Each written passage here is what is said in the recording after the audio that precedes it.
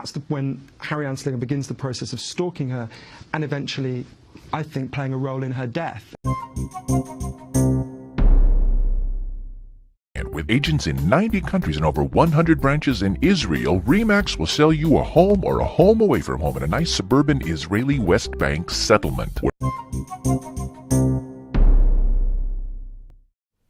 Hello, my name is Stanley Heller. Welcome to The Struggle. The Struggle is shown on over 25 cable stations from Vermont to New York City, on the internet at thestruggle.org, our YouTube channel, Struggle Video Media. The president wants Congress to approve the bombing he's doing in Iraq and Syria. Our parent group, the Middle East Crisis Committee, opposes this move. In a resolution we adopted on February 12th, we said, MECC opposes any U.S. declaration of war in the Middle East. U.S. intervention in the last 2 decades has caused the ruin of Iraq, Libya, and Syria. U.S. governments have a long record of collaboration with rightist Islamic forces, from the Mujahideen of Afghanistan to the princes of Saudi Arabia. U.S. forces are the last that should be asked to intervene in Iraq or Syria. What it can do to help the situation is cancel its $60 billion arms deal with Saudi Arabia and any states that have supported rightist Islamic forces in Iraq and Syria. It's very sad that the president is using the death of hostage Kayla Mueller to help him beat war drums. Kayla was one of ours. Last year, she was on the West Bank working with the International Solidarity Movement, the same group with which Rachel Corrie worked until her murder by Israeli forces in 2003. Read the ISM tribute to Kayla Mueller from a link on our website. And for more about Saudi Arabia, we have a link to an article I wrote in the New Haven Register. We begin the show with a video from Democracy Now! About the unknown origins of the war on drugs. A war started primarily because of the bigotry against blacks by government bureaucrats, especially against the great singer Billie Holiday. I'm Amy Goodman with Juan Gonzalez. One part of President Obama's new budget that has received little attention is the war on drugs. The White House is seeking $27.6 billion for federal drug control programs, nearly $1 billion more than last year. More than half the money will be allocated for drug law enforcement by the Pentagon, Department of Homeland Security, Department of Justice, and the Drug Czar's office. Hundreds of millions of dollars have also been requested to be spent fighting the war on drugs in Colombia, Mexico, and Central America. The budget also includes a line item that would clear the path for allowing legal sales of marijuana in Washington, D.C. Well, today we spend the rest of the hour looking at the U.S. drug war with British journalist Johann Hari, author of the new book, Chasing the Scream, The First and Last Days of the War on Drugs. The book begins a century ago with the passage of the Harrison Narcotics Tax Act, the law that launched the modern-day drug war, not only in the United States, but around the world. The book also details the latest science behind addiction. Johann Hari recently wrote a widely read piece for Huffington Post headlined, "The Likely Cause of Addiction Has Been Discovered, and It's Not What You Think." Johann, welcome to Democracy Now! What is it, then? Well, it's fascinating. If you had said to me 4 years ago, when I started on the really long journey through 9 countries to write this book, what causes, say, heroin addiction, I would have looked at you like you were a little bit simple-minded, and I would have said, well, heroin causes heroin addiction. We've been told a story for 100 years that is so deep in our culture that we just take it for granted. We basically think, if you, me, and I guess there's about 20 people in this office, if we all took heroin for 20 days, by day 21, because there are chemical hooks in heroin, our bodies would physically need the heroin and we would be heroin addicts. That's what we think heroin addiction is. The first thing that, and I had a really personal reason to want to look into this, because we had a lot of addiction in my family. One of my earliest memories is of trying to wake up one of my relatives and not being able to. And one of the first things when I was looking at what really causes addiction that alerted to me that story there's something wrong with that story.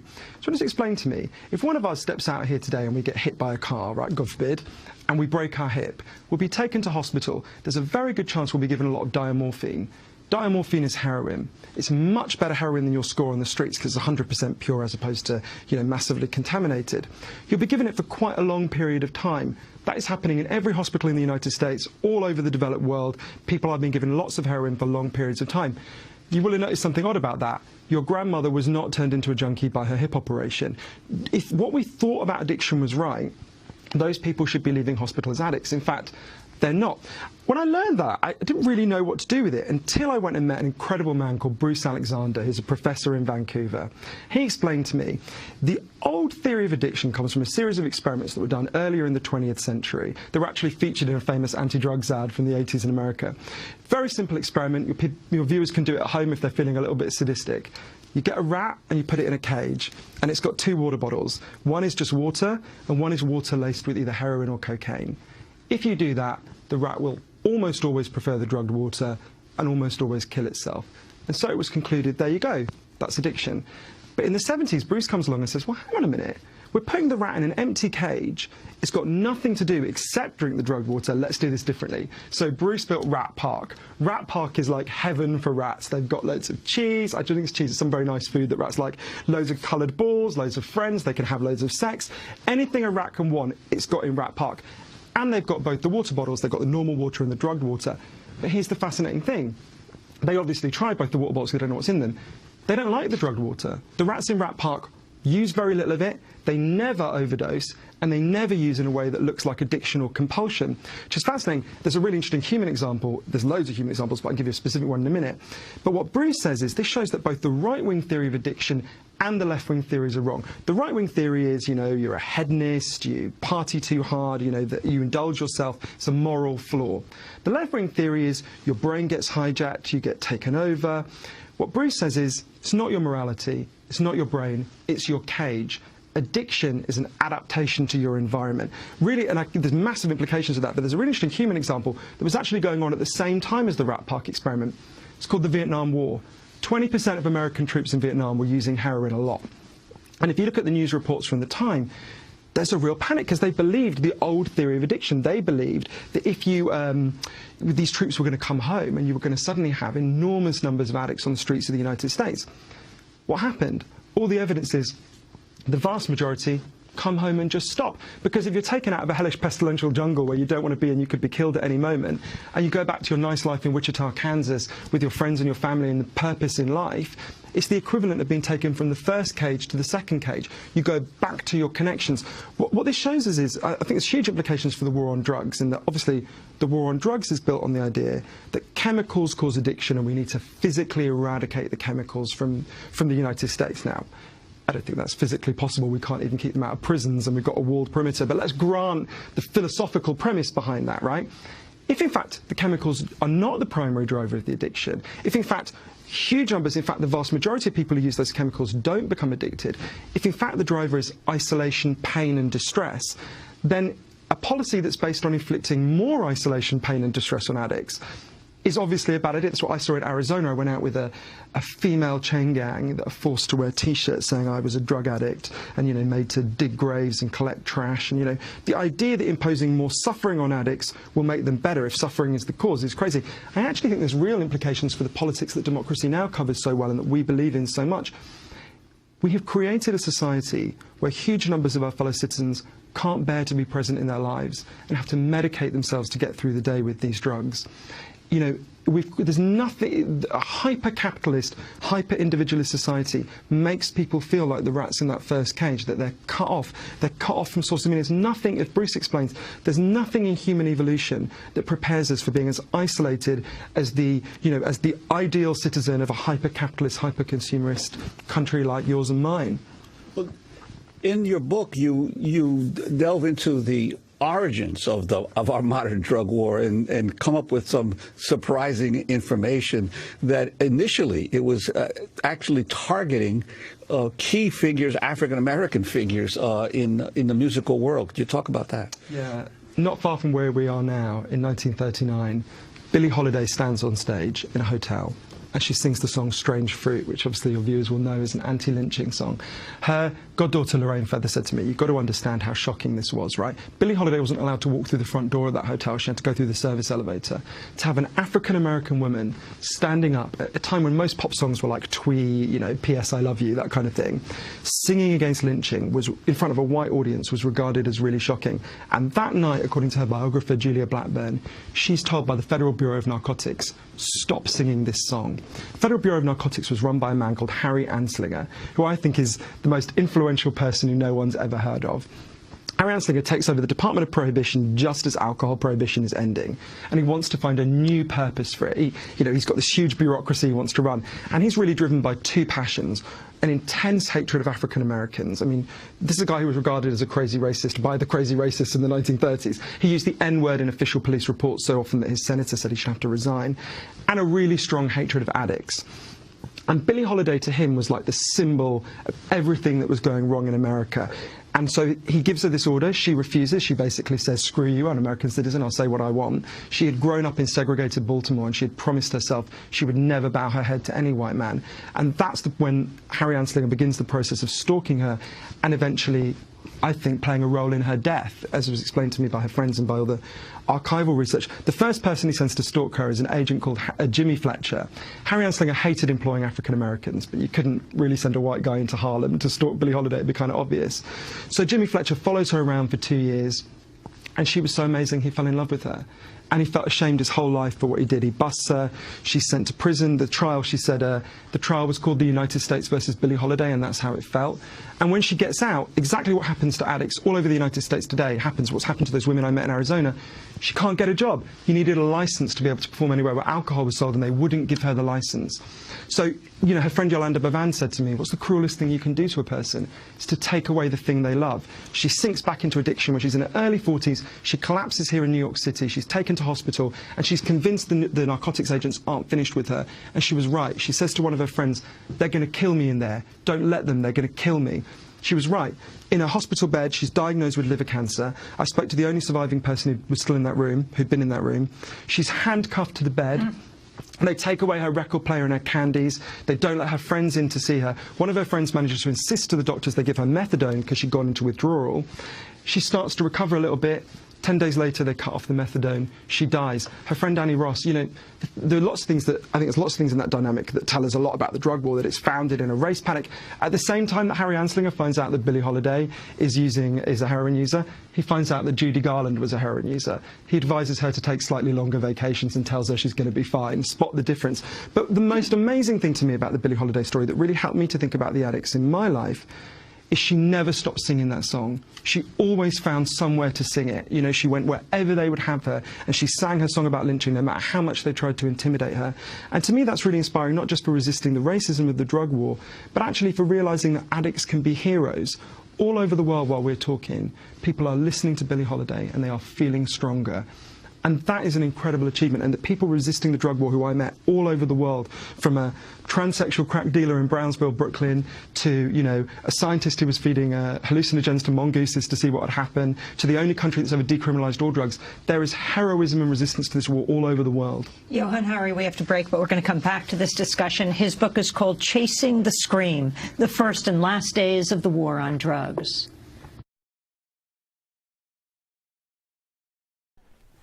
In the extended version of the interview, Johann Hari talks to Amy Goodman about treatment of addicts in modern times, particularly about the case of one woman named Marcia Powell, who was an addict in Arizona. She was in prison. She complained that she was not feeling well. Prison officials didn't believe her, so they took her outside in the broiling Arizona sun and had her stay in a cage, and she stayed there until she overheated and died. No one was punished. The head of the prison was a man named Chuck Ryan. Earlier in the decade, he helped run another prison, this one in Iraq. It was called Abu Ghraib. Now to selections from a talk given by Sister Simone Campbell, famed for her Nuns on the Bus project. She gave a talk in Guilford, Connecticut. Remember last summer on the border, we had all these kids showed up, and young moms with infants, fleeing violence in 3 countries, Guatemala, Honduras, and Salvador, okay? What wasn't taken into consideration is that there were 2 policies, 2 U.S. policies that create the violence there that they're fleeing. The first one is CAFTA, the Central American Free Trade Agreement, which undermined the economies of these Central American countries and created huge disequilibrium in the rural areas. Now, the free trade agreements are negotiated by industrialists or by city folk. They have no clue about the impact on rural agriculture. But as part of the give-me's is to get for Monsanto and a variety of other corporate farming folks opportunities to get into these countries for their own production. And so that's the agribusiness is at the table, not the farmers. And so what happened, we experienced in NAFTA, the North American Free Trade Agreement with Mexico, was a huge dislocation of the rural population in Mexico, such that we have sisters in Mexico, my community does, in the state of Michoacan, and there are pueblos sin hombres, towns without men, because in order for the men could no longer make a living on their terreno, on their land. So what happens is the men leave, they go to the Mexican cities trying to find work, they can't find it, they end up coming north into the U.S. But it's a direct consequence of our North American Free Trade Agreement, which is was the prototype for the Central American Free Trade Agreement. And so what we miss is that our immigration problem with all the illegals, which drives me nuts, is caused by our own policy. Yeah. So let me just touch on this war issues. The war issues are a huge problem. And part of the huge problem is the expectation that the United States has to control all of its interests. And then once we've made a mess, we only have military solutions for the mess we've made. And the anguish of our nation and the anguish of people in other nations is huge. At the 8 o'clock service, when we were asked, are there something we're concerned about? One of my big concerns is the Iraqi Dominican sisters who had to flee Mosul ahead of ISIS, and then they had to flee Karakush to Erbil, where they now have in a school, an 8-room school with 1 bathroom. Well, I guess it's a boys' and girls' bathroom. They have 1,500 people, internally displaced Iraqis, who are the religious minorities. Now, for all of the horrible things Saddam Hussein did to his political enemies, he protected religious minorities, and they were part of the government of Iraq. If you were a Ba'athist, it was parties. It was like being a Republican or a Democrat, but they were brutal to political enemies. That's true. But it was political enemies. They had a working, functioning society, which they don't have now. And so the anguish of the Iraqi Dominican sisters is trying to minister to their people in these horrible, adverse circumstances. The same thing is happening in Syria right now. When I was in Damascus in 2008 with the Good Shepherd Sisters, the Daughters of Charity. Who else did we see? We saw another community that was a local community. I forget their names. Anyway, the Good Shepherd Sisters had, I don't know if they still do, the first shelter for abused women in the Middle East. They had a hotline for abused women to respond to their needs. And President Assad had given them the money to do this work. And he held them up in the Middle East as being a fabulous step forward. It is true that he too is repressive of political enemies, but he's also supportive of women and religious minorities. So the piece that gets missed in our rhetoric is that complex intersection of analysis.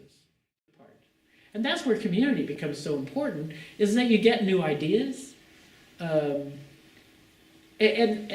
let me share this poem, because I did give up my car.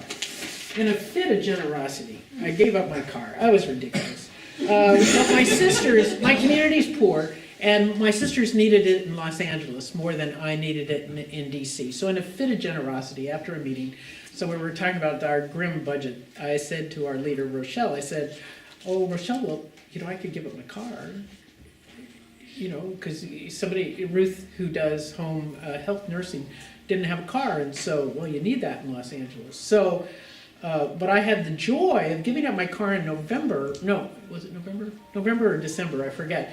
And nobody could figure out a way to get it to LA in a way that we could afford, Los Angeles from DC, in July.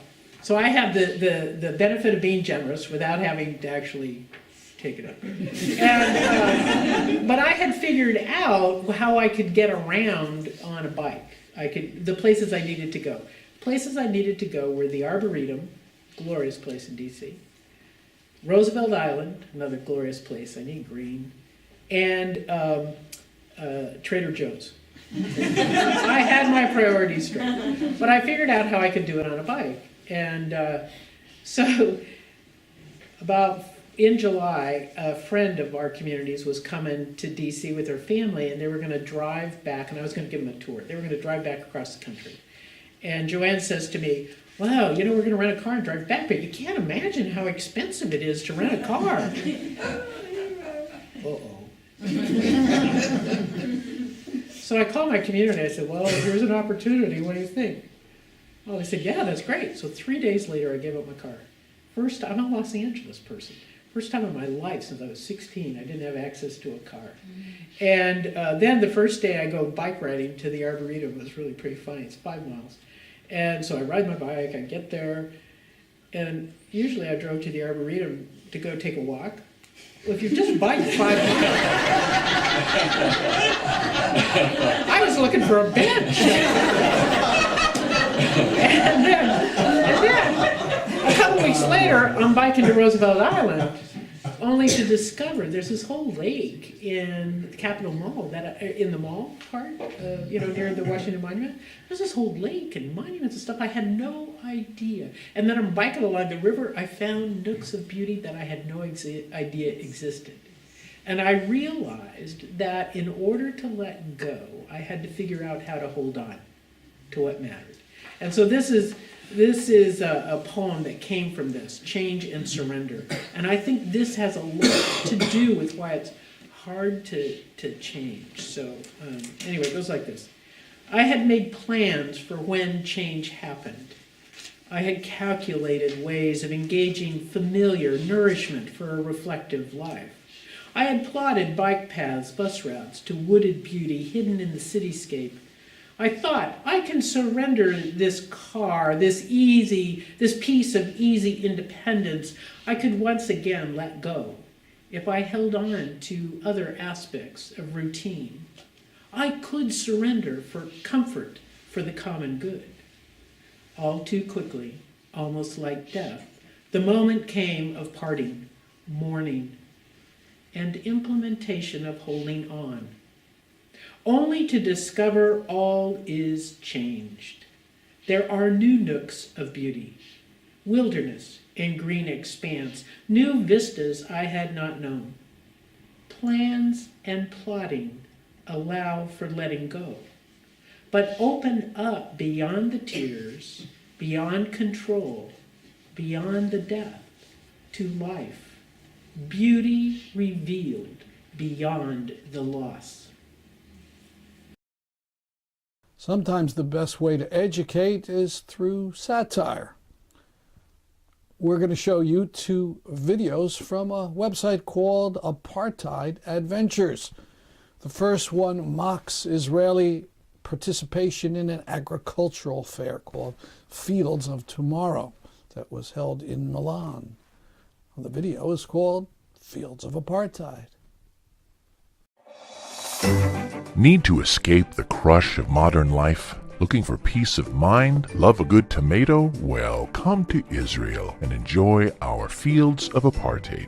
Endless natural bounty and always more, because if you're of the correct ethnic religious category, you can take land away from those who are not. That's what apartheid is all about. In Israel, if you're of the correct ethnic religious category, you have all the water you need. Civil courts, civil rights, an army to protect you, modern highways to connect you. For those who are not of the correct ethnic religious category, water rationing, uprooted olive trees, checkpoints, a wall between them and their orchards, an army to attack them, military courts, prison without charge of trial, food insecurity, in Gaza special food calorie restrictions. Some of them still have their own fields, for the time being at least, but if you're of the correct ethnic religious category, we're always making more room for you. We've confiscated 750,000 acres of land from them for you, and we're draining the land of milk and honey to make apartheid bloom for you, if you're of the correct ethnic religious category. In Israel, apartheid practically grows on trees, so enjoy your stay in the land of ethnic privilege, and wherever you are, keep apartheid in business by buying Israeli produce.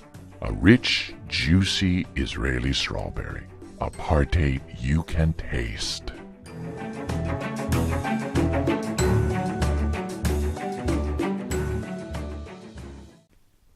The second clip mocks the real estate company MECC, centered in the good old USA in Denver, because MECC operates freely in the occupied territories. Apartheid Adventures, fun-filled vacations in Israel. But if you're of the correct ethnic religious category, don't just travel to Israel, you can stay in Israel. Apartheid Adventures goes real estate with our apartheid partner MECC, a multinational corporate giant with agents in 90 countries and over 100 branches in Israel. MECC will sell you a home or a home away from home in a nice suburban Israeli West Bank settlement, where if you're of the correct ethnic religious category, you have a whole set of rights and privileges that those other West Bank people do not. Or maybe a nice little place in Jerusalem itself that used to belong to some of those other people but doesn't anymore, because you can take their land and homes for any reason or no reason. And don't worry if they complain. We've got police, riot gear, skunk oil, horses, tanks, rubber bullets with metal inside, live ammunition, and even paramilitary forces that can take matters into their own hands. MECC Israel is just a franchise, but never fear, shareholders. The profits are going back to the main office in Denver, Colorado. So feel the apartheid difference with MECC, where apartheid isn't just an experience, it's a possession. Don't just visit, get a little piece of apartheid you can call your own. MECC, selling apartheid since 1995.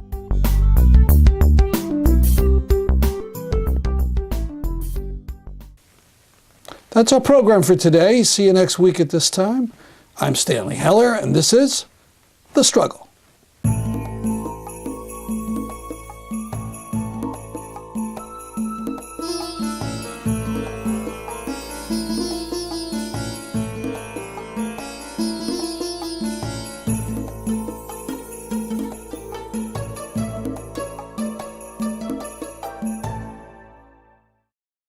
When the world has gone crazy and it's all becoming clear, when they're gunning down our comrades and it seems the end is near, as they're loading up the launchers for the tear gas grenades, we can take off our bandanas and kiss behind the barricades.